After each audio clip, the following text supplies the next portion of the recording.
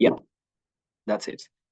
And we'll start the OMEGAlpes presentation. So the idea today is to do several things.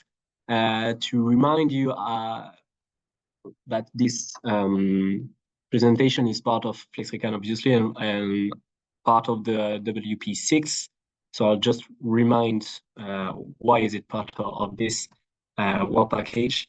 And then we'll introduce you the OMEGAlpes tool that we've been talking about for quite some time now in the FlexRecon projects. It will be 20 minutes, 20 to 30 minutes presentation of OMEGAlpes and the use cases that go along with it.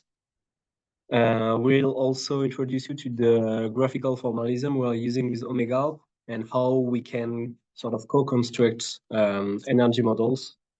So this whole first part will be about an hour. You'll be able to play with the use cases at some point. Sevan will explain it to you afterwards, and we'll finish with the big activity we planned for you today, which is build your own energy model. So try to build the energy model of your research infrastructure first with a sheet of paper, and then with the OMEGAlpes interface. Well, we'll talk about it some more when we are at this point. Do we have any question before I start? Nope. Okay, so let's start with the question of the WP6. So, as you know, WP6 is about energy flexibility, and the general idea is to model the multi-energy potential in terms of flexibility in the FlexRecon research infrastructure to quantify the benefits it can have in terms of carbon footprint, for instance, in terms of services provided to the networks, in terms of finances, in terms of many things, trying to qualify the flexibility of these energy-intensive infrastructure. And so this work package is divided in two parts. The most common one, and the one you all think about, I guess, is the first one, the energy models flexibility. So this is where we're going to do OMEGAlpes energy models and to do open source tools to share at the end of the project. And so open source models of each research infrastructure. And this is the main reason we're talking about OMEGAlpes and using OMEGAlpes in the project. But there's also a second part in this work package, which is how to represent the results of this project for animation during the workshop and dissemination actions. Examples of these are disseminating scientific results to other research infrastructures and industries, obviously, but also disseminating the scientific results in terms of models. And finally, having some kind of activities, mediation, reflexivity in the very research infrastructures as part of FlexRecon in terms of sustainability or other systemic effects. And here as well, OMEGAlpes can play a role as an intermediary object, that is to say, something that enables us to talk together. And this will be the idea at the end of this presentation with the build your own energy model activity. This is for where we are talking from when we will be using OMEGAlpes and trying to use it. So now let's introduce you to this tool. OMEGAlpes stands for Optimization Models Generation as Linear Programs for Energy Systems. It's not only because we're in the Alps in Grenoble, but it has some meaning. The kind of problem we are solving or studying with OMEGAlpes are early design for urban energy projects.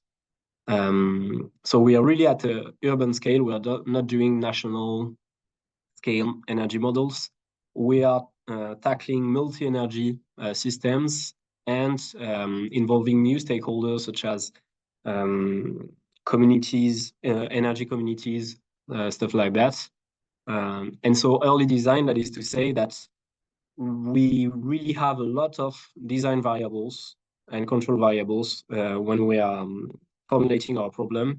We are quite far away from the implementation. We're not going for very intricate, complex, and detailed energy models. We are trying to have refined enough energy models, but that enables you to tackle a lot of design variables. And the objective here is to assist energy projects decision making.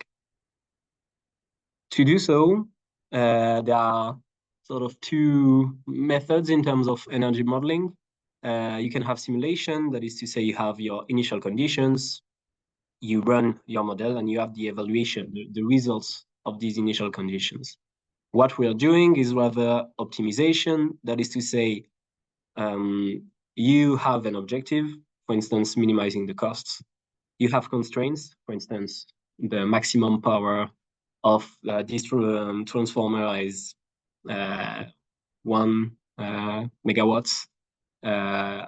Other constraints such as I don't want to work at night. Other constraints such as the electrical grid cannot work at such hours. So you have various constraints, one objectives. You put it in your tool and you have optimized solution. Well, one solution that is the best given the constraints and objectives you've given. Some of you may be very familiar with this, but this is the general idea between simulation and optimization. And so here, OMEGAlpes is really an optimization tool with decision variables. More specifically, more technically, what we are using as an algorithm, as an optimization method here is mixed integral linear programming. Linear programming, that is to say, we are only focusing on equations that can be linearized. And that is because we have a lot of decision variables, as we've just discussed before. And so we really need this kind of algorithm to tackle these big problems with lots of decision variables.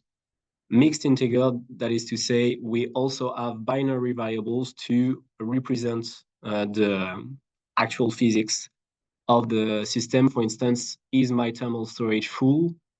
With just linear programming, I can say yes, no, but with mixed integral, so with binary variables, I can say yes, it is full, or no, it isn't full.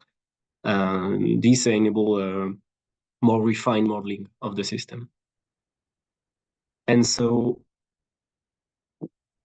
OMEGAlpes is an open source MILP optimization energy modeling tool. The basic idea with OMEGAlpes is to have energy units. You can see them as building blocks. I will not tell the brand of these building blocks, but you can see them as building blocks and with main building blocks such as production, consumption, conversion, and storage. And by assembling these building blocks, these energy units, then you have your energy system model. So you can have PV production will be a production energy unit.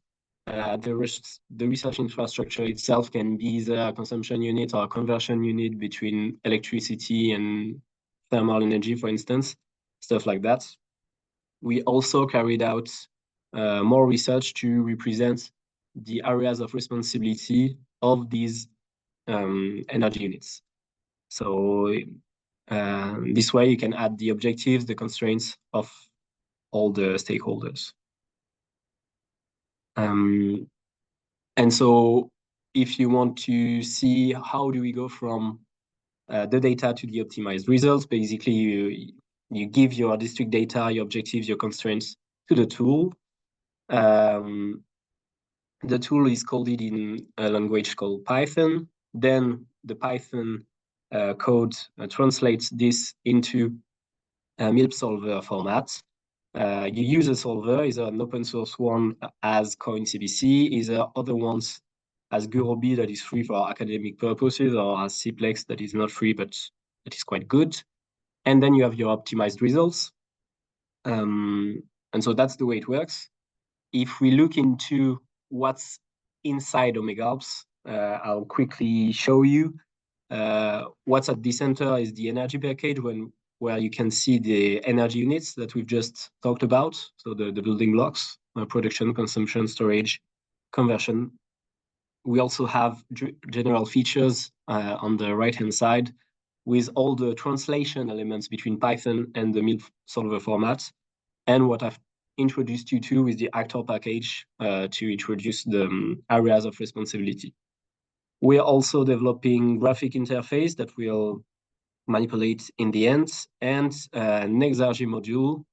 Exergy is a physics quantity that enables to qualify the quality of energy. For instance, electricity or high temperature heat has a high amount of exergy compared to low temperature heat. So this is basically how it's coded inside. And something we are working on with OMEGAlpes, and something we've been focusing on with OMEGAlpes, is the level of abstraction. Because when you're doing MILP, then basically you have matrix calculation that can be very tough to manipulate, even for energy engineers. So what we are doing is we are changing the abstraction levels in order to be closer to people's understanding, basically. So Python language is a first step, especially when you're describing energy units instead of MILP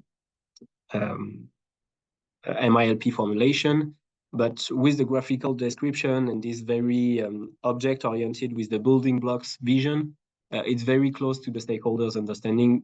Stakeholders meaning anyone, actually anyone that knows a bit about the energy system. So we are really trying to have these two visions very close to the stakeholders' understanding while keeping all the capability of the MILP optimization systems. To tell you a bit about this graphical formalism, because this is something we and you will be using at the end. So basically, you have these basic building blocks: energy units, production, consumption, storage, and conversion units. You have several energy vectors, such as gas, heat, cold, electricity. And these energy units, they can be either fixed, that is to say you have a given power profile, or variable, that is to say it has a minimal and a maximum power, but then you can play with it depending on the energy system. So that's the main idea, and that's what you'll be using in the end today. And all these energy units, they are connected through energy nodes that ensure the energy balance of the model. You can use it, well, a while ago, we could use it using PowerPoint's presentation, which was not so handy. Now we are developing a graphical interface. We have a prototype version at the moment that we'll be using in the end. And so it enables you to play with this graphical interface and even to generate Python scripts in order to solve the optimization problem in the end. So this will be what we'll be using in the end. And I'm nearly finished regarding the general introduction to OMEGAlpes before the use cases. The latest news on the tool: a new developer is joining the team as part of the FlexiRecon project. So it's Menak, who's a postdoctoral researcher. So welcome, Menak.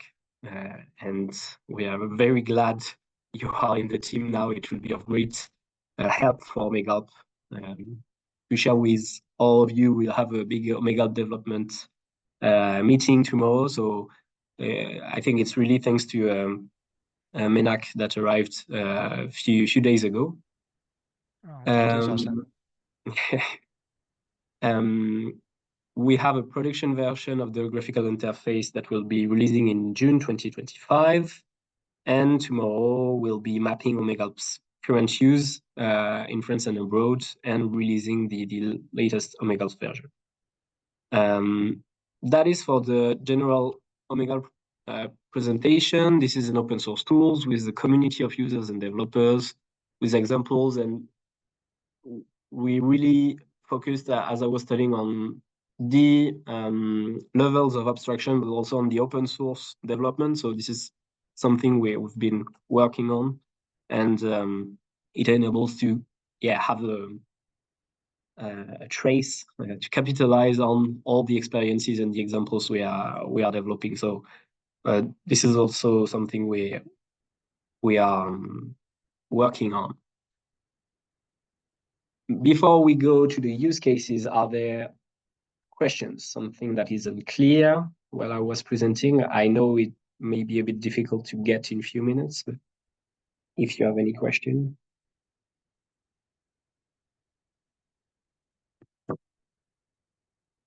If you're shy, you can send questions in the chat as well.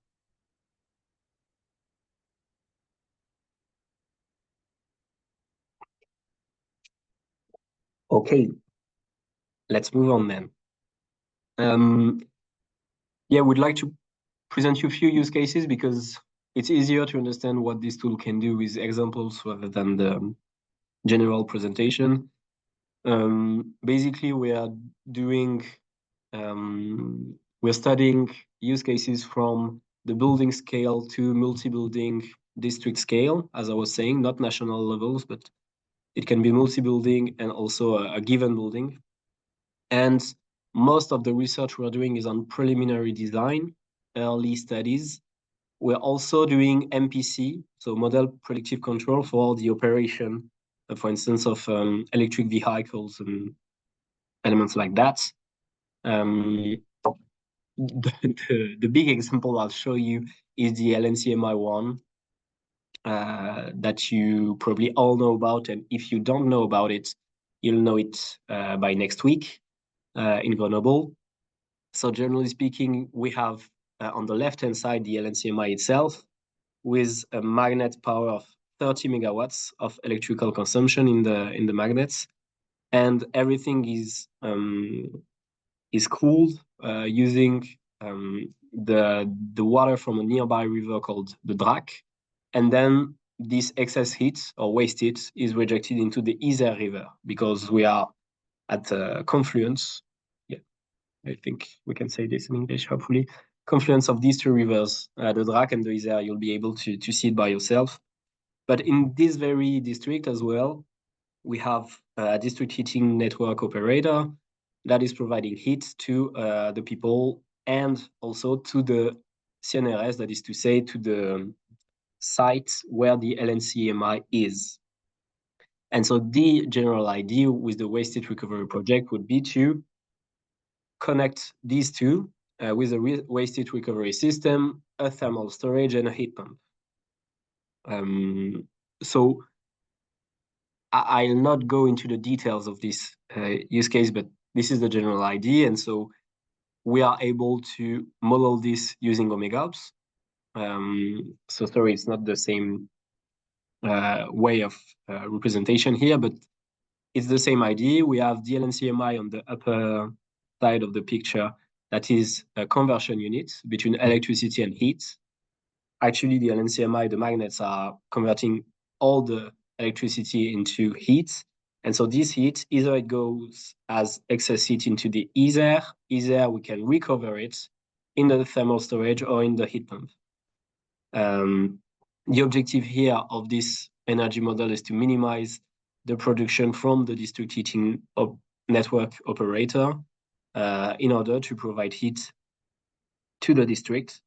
And so to do so, it depends on the control variables we have, to the design variables we have. For instance, we can play with the thermal storage, but we can also play with the way the LNCMI is consuming its electricity. So a recent study we did was about rescheduling the patterns the LNCMI is working on. We've done many studies with the LNCMI. I'll not go into the details, but studies about flexibility, studies about social constraints as well, exergy that I was introducing, technical, economical, environmental assessments, many things. I'll just present you the replanning one with very simple graphs. So on this figure, you can see the energy consumption of the LNCMI in blue, the energy consumption of the LNCMI in blue on the 52 weeks of the year. And in orange, you have the heat consumption profile of the CNRS, that is to say the site where the LNCMI is located. And so using OMEGAlpes, we divided the LNCMI consumption, electrical consumption, and so thermal production profile into these 52 energy blocks, because this is the way the LNCMI is planning its year. Every semester, the LNCMI has a meeting where the managers here decide, okay, where are we going to put which experiment, magnetical power experiments. And so we tried to reflect the reality of the way the LNCMI was operated. And so we rescheduled these 52 weeks depending on the heat demand. And so here is the results of this replanification. After the rescheduling, which enables to improve the results in terms of waste heat recovery. Of course, it has many limits because we don't actually know the heat demand beforehand. There are obviously some management constraints, but it enables to discuss at least the best results possible, for instance, regarding waste heat recovery. It doesn't take into account this model at the moment, for instance, the electrical constraints on the grid, but this is an example. And so as a result, between no rescheduling on the left and rescheduling on the right-hand side, we can improve the results with 5 scenarios, no storage, and a storage from 10 to 40 megawatt hour of heat storage capacity. And what you can see, for instance, with no storage, we double the waste heat that is recovered. So no investment, just rescheduling, and we improve the results. So this is an example of a study. A second study I'll briefly introduce before taking potential questions is another work that colleagues in J3 Lab have been carrying out. It's in the same district actually, but in this case for residential buildings. And these buildings, they are not heated through the district heating network. They are using heat pumps. So PAC in French, it's pompe à chaleur, so for heat pumps. And the aim of the study was to see if we could do load shedding, so sort of another energy flexibility feature to distribute the consumption of these heat pumps using the rooms, the buildings themselves as thermal storage. So this is what's been done. Once again, using OMEGAlpes, we had to model thermal dynamics, which was not so easy because these dynamics are not linear. And so we had to reduce the non-linear model to a linear one. And they studied multi-buildings in order to avoid, or at least to consider, a rebound effect, in order for all the buildings not to go back to consume at the same time, and so have a distribution of the load shedding on a given period. So this is also something that can be studied, for instance. Any question?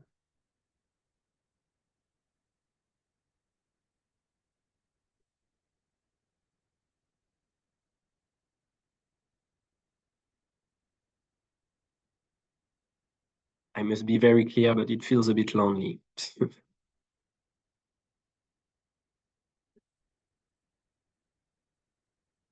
No? Everything's clear? I think everything is clear. Okay, The examples are really easy to follow, let's say. So don't worry, Sasha. We're not falling asleep, but it's a clear presentation so far. perfect. That's good to hear. Thank you very much. I'll give the room to Séverin. I'll first cut off my mic for you to have yours. Yeah.